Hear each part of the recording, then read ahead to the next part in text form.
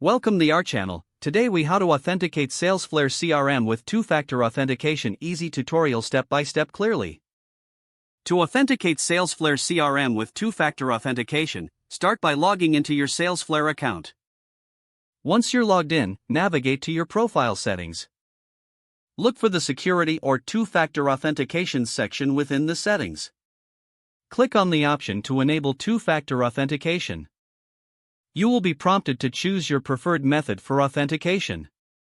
Select either an authenticator app or SMS as your authentication method. If you choose an authenticator app, open your preferred app, such as Google Authenticator or Authy.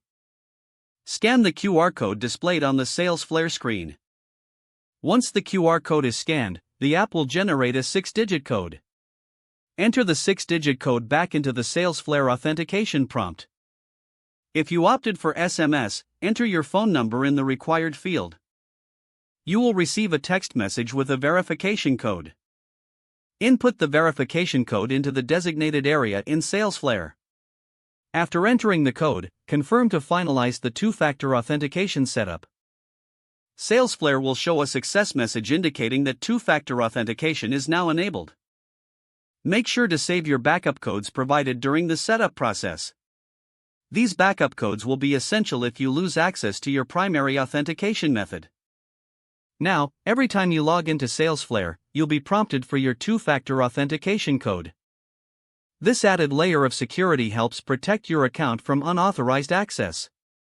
If the page does not load, refresh the browser or try again in a private or incognito window. Make sure you are using the correct email address, then retype it carefully to avoid small typos. If your password is not accepted, use the reset option and create a new strong password you can remember. Check your spam folder for verification or security emails, then complete any requested confirmation steps. Enable two-factor authentication if available to improve account security and reduce unauthorized access risk.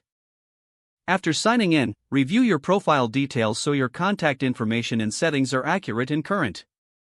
If you see an error message, note it down and try again after restarting your device and internet connection. Log out when you finish, especially on shared devices, to keep your account and payment information secure. If the page does not load, refresh the browser or try again in a private or incognito window. Don't forget to like this video and subscribe to our channel for more step-by-step tech guides.